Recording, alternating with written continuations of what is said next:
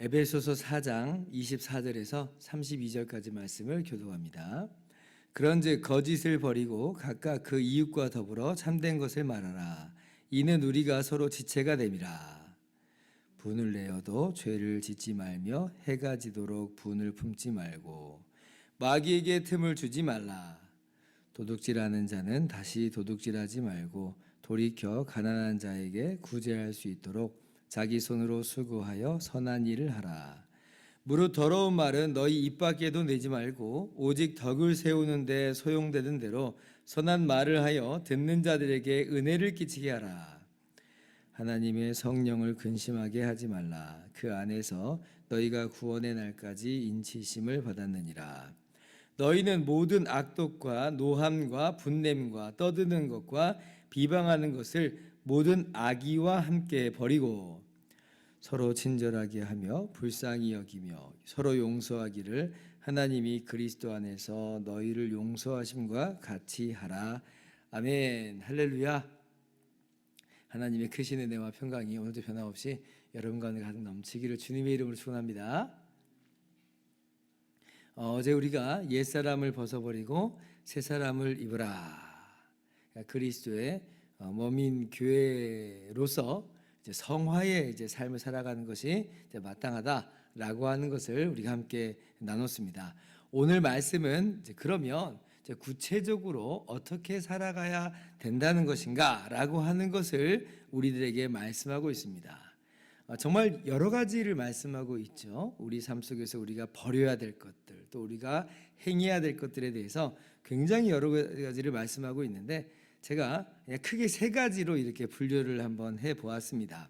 먼저는 옛사람을 벗어버리고 새사람을 입는 삶, 구체적인 그 모습은 뭐냐라고 할 때에 우리의 입술을 다스려야 된다.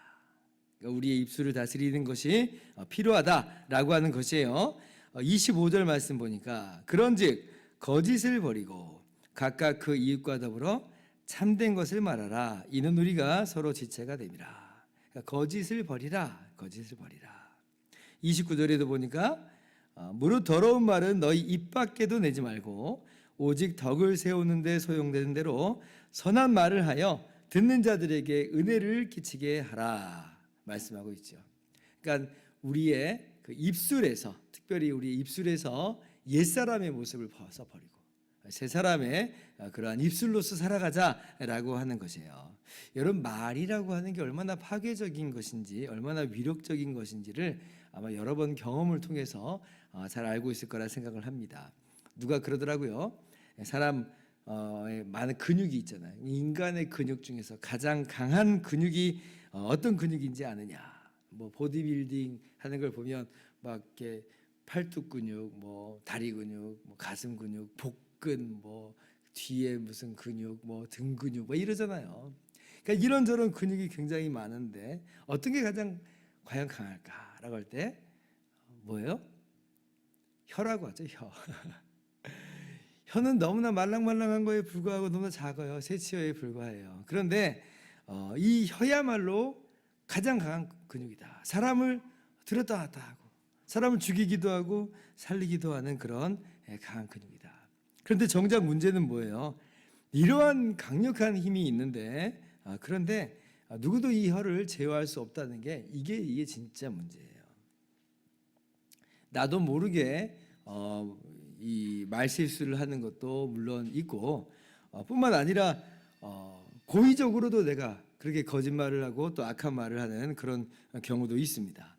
그러니까 내 안에서부터 막 그 사람이 싫고 사람이 밉고 해서 막 독한 말이 그렇게 쏟아져 나올 때가 이렇게 우리가 있다는 거예요. 모든 게 다 마음에서 비롯되는 거니까. 그러니까 그냥 단순히 우리의 입만의 문제가 아니라 사실은 더 근본적으로 들어가면 우리 마음에서부터 어저께 말씀드린 것처럼 옛사람이 그 찌꺼기처럼 남아있는 그 옛 본성이 우리를 그렇게 쥐고 흔드는 경우가 많다라고 하는 거예요. 그래서 우리가 이 부분에 있어서 치열한 이 영적 전쟁을, 내적 전쟁을 해야 된다는 거죠. 대표적으로 우리가 그래서 버려야 될 것이 뭐냐? 이제 거짓말입니다. 거짓말은 이 사람과 사람 사이의 신뢰를 무너뜨립니다.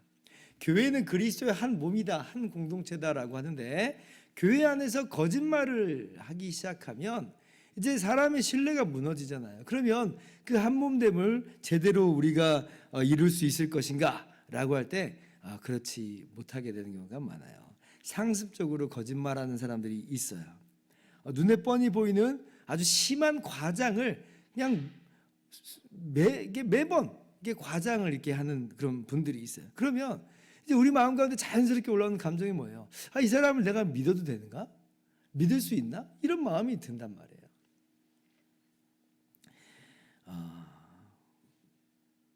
뿐만 아니라 이게 들통날 그런 이제 뻔히 보이는 거짓말을 하는 사람 그나마 양반인 것 같아요. 근데 진짜 교묘하게 거짓말이 아닌 것처럼 그렇게 거짓말하는 경우가 있어요. 근데 나중에 결국 이제 드러나잖아요. 거짓말이라는 게 밝혀지잖아요. 그러면 그때 이제 우리의 심정은 뭐냐면 마치 이제 배신감이랄까요? 비수를 맞는 듯한 이제 감정이 빠져들 수 있어요. 그러면 그 상처가 너무 심한 거예요. 그러면 그 사람이 싫어요. 그럼 이게 이제 한 몸 한 공동체를 이룰 수가 너무 힘든다는 거죠. 그래서 이는 우리가 서로 지체가 됨이라 거짓말하는 것이 얼마나 관계에 있어서 한 몸됨을 깨뜨리는 파괴적인 것인가라고 하는 걸 우리가 알자라고 하는 거예요. 뿐만 아니라 거짓 증거는 이제 인간 관계를 완전히 파괴하고 그리고 사람을 죽이기도 하는 이제 그런 모습이기도 합니다. 10계명 중에 9번째 계명이 거짓 증거하지 말라잖아요. 거짓말인데 특별히 이제 법정에서 이제 거짓 증거를 하지 말라고 아주 분명하게 이야기합니다. 왜냐하면 법정에서 만약 거짓 증거를 하면 어떻게 되겠어요? 그 사람을 그냥 모함하는 게 돼요. 까닭 없이 어떤 사람이 이 죄를 뒤집어쓰기도 하고 심지어 그래서 큰 낭패를 당하는 경우가 있습니다. 그러니까 거짓말을 통해서 그런 일을 우리가 겪을 수 있는데 우리 인간관계 속에서 아주 그런 일들이 있을 수 있어요. 예를 들면 모함하는 거. 이게 완전히 그냥 없는 일을 그냥 뒤집어 씌우는 게 아니라 우리의 모함의 대부분은 뭐냐면 절반은 진실을 갖고 있는데 나머지 절반을 뒤틀어 버리는 거예요. 그러면서 사람을 괜히 이상한 사람으로 만들어 버리는 거죠.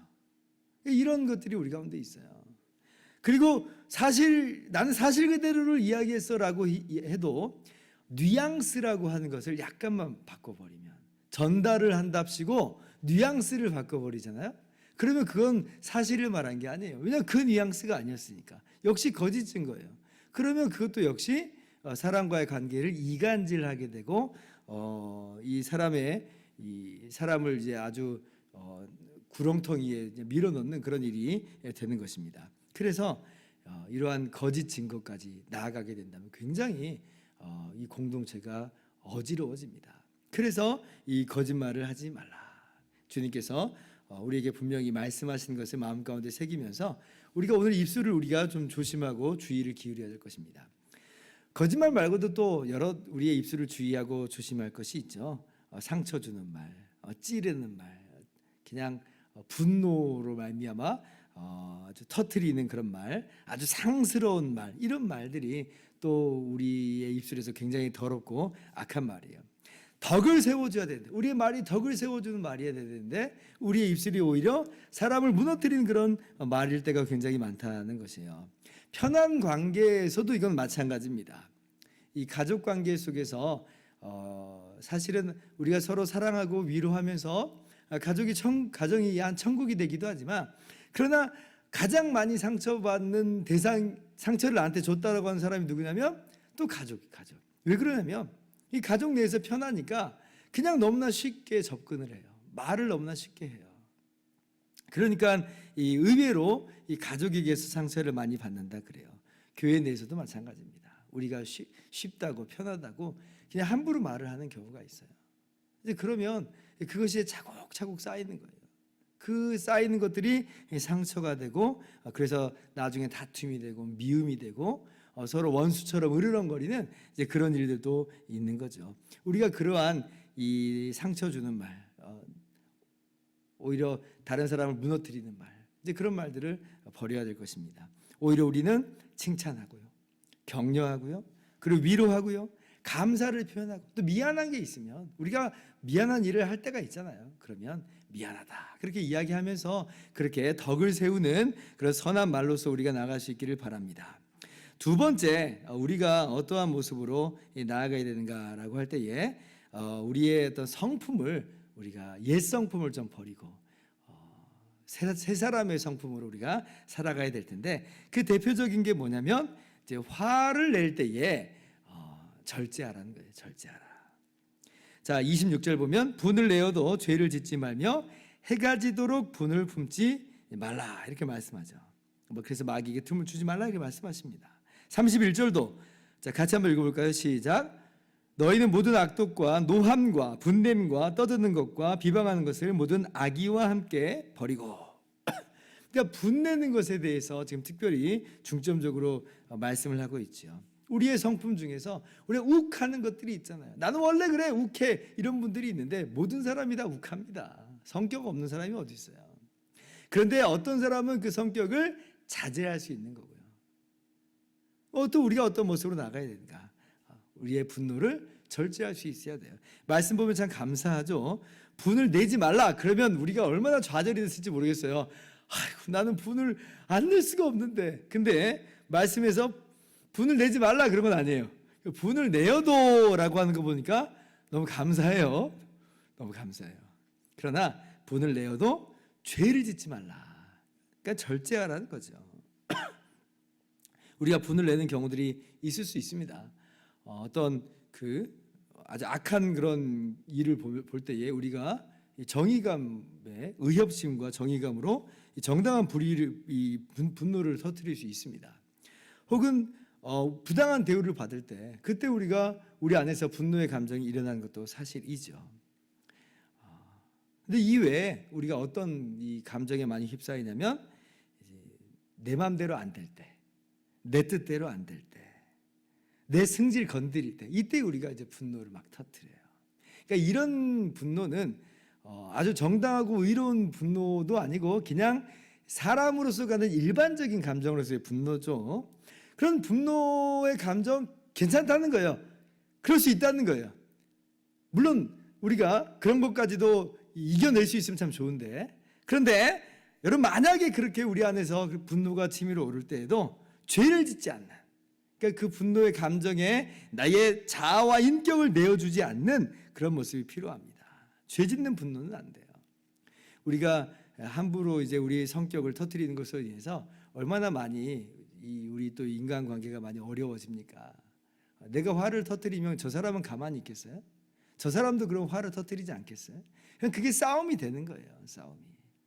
그래서 우리가 분노를 터뜨릴지라도 그러나 절제할 수 있는 우리의 이 감정을 적당히 이성을 또 놓으면 안 돼. 이성을 잃어버리면 안 되죠. 그래서 우리가 우리의 마음을 조절할 수 있어야겠습니다. 우리 예수님의 모습을 우리가 좀 닮아갈 수 있기를 바라요. 우리 주님이 십자가에 달려 돌아가실 때 얼마나 많은 억울한 일을 당합니까? 억울하면 정말 화가 막 나잖아요. 그런데 그 억울한 그 십자가를 질 때에도 악을 악으로 갚지 않는 우리 주님의 모습을 보게 됩니다. 보복하거나 복수하거나 증오감에 물들지 않는다는 거예요. 그래서 우리도 우리 주님의 십자가를 바라보면서 우리 주님도 그런 일을 겪으셨으니 내가 이런 일을 겪는 게 아주 이상한 일만은 아니다 라고 하면서 까닭없는 그러한 일을 겪는다 할지라도 우리의 분노를 조절할 수 있는 저와 여러분 다 되기를 주님의 이름으로 축원합니다. 그리고 세 번째 마지막으로는 선한 일을 하는 그런 거룩한 삶으로 우리가 옛사람이 아니라 새사람의 삶의 모습으로 살아가야겠습니다. 28절 말씀 보니까 자, 도둑질하는 자는 다시 도둑질하지 말고 돌이켜 가난한 자에게 구제할 수 있도록 자기 손으로 수고하여 선한 일을 하라. 32절에도 서로 친절하게 하며 불쌍히 여기며 서로 용서하기를 하나님이 그리스도 안에서 너희를 용서하신 같이 하라. 그죠? 우리가 선한 일을 오늘 할 수 있기를 다짐하시기를 바랍니다. 거룩한 삶이라고 하는 것은요, 단순히 죄를 죽이는 것만을 이야기하는 것이 아니라 우리의 삶은 날마다 주님 닮은 삶으로 은혜로운 행동들로서 우리가 고취하는 것이 바로 거룩한 삶, 우리 성화의 삶의 또 모습이라고 하는 것을 기억했으면 좋겠어요. 옛사람은 벗어버리고 새 사람은 입으라 그랬으니까 이러한 선한 행동과 선한 모습을 우리가 취해야 될 것이에요. 며칠 전 기사를 좀 제가 봤는데 한 젊은 여자 변호사인데요. 여자 변호사인데 무료 법률 상담에 아주 힘쓴다 그래요. 그런 기사가 나왔어요. 그 2019년에 이제 개업을 했는데 자기가 처음에 대한 20건 정도 수임을 했는데 그런데 이제 10건으로 줄였답니다. 이제 왜 그러냐면 무료 법률 상담을 여기저기에서 많이 지금 하고 있는데 너무나 많은 사건을 이렇게 맡으면 이제 그 일을 잘 못하니까 무료 법률 상담을 잘 하기 위해서 열심히 하기 위해서 오히려 내가 맡은 수임을 10건으로 줄인다는 거예요. 나는 무료 법률 상담하는데 이 보람을 느낍니다. 그렇게 이야기합니다. 그러니까 사람들이 그러면 좀 궁금하기도 하고 또 걱정도 되잖아요. 아니 그럼 어떻게 밥 벌어먹고 삽니까? 이렇게 이제 물어봤어요. 그랬더니 하는 말이 주님께서 책임져 주시겠죠. 왜냐하면 근거가 있어요. 이분이 그렇게 변호사의 삶을 변호사가 되기까지의 모든 삶의 과정을 볼 때 돌아보니까 다 하나님께서 여기까지 인도하시는 그 손길을 보았다는 거예요. 우리도 오늘 어떻게 먹고 살겠나 걱정을 하는데 우리의 인생을 씩 돌아다 보면 아니 여기까지 왔네요 보니까. 그러니까 이렇게 우리를 여기까지 오게 하신 하나님의 선하신 손길을 우리가 알고 경험했단 말이에요. 그러니까 하나님께서 책임지시겠죠 라고 하면서 그러면서 여전히 나는 이 일을 잘 감당하리라 그렇게 이야기하는 걸 제가 본 적이 있어요. 그 할아버지가 목사님이시래요. 그러니까 목사님 할아버지로부터 이렇게 신앙교육을 받아왔고 또 부모님으로부터 그렇게 신앙교육을 받아온 것이 그렇게 조금이라도 나의 재능을 가지고 내게 주신 그 은사를 가지고 내가 선한 일을 사회에 공헌을 하겠다라고 하는 그런 마음이었습니다. 우리가 그러한 마음으로 함께 나갈 수 있기를 바라요. 어떤 게으름이나 어떤 욕심으로나 그렇게 우리의 인생을 점철시키지 말고 우리에게 주신 것들로 나누고 베풀고 섬기면서 그렇게 선한 일에 힘쓸 때에 바로 우리가 머무는 곳이 그곳이 바로 하나님의 통치가 이루어지는 하나님의 아름다운 그런 나라로서 나타나게 될 줄을 믿습니다. 그래서 오늘 우리가 그렇게 새 사람의 삶의 모습으로서 힘써 행하는 저와 여러분 모두 되기를 주님의 이름으로 축원합니다. 기도하겠습니다.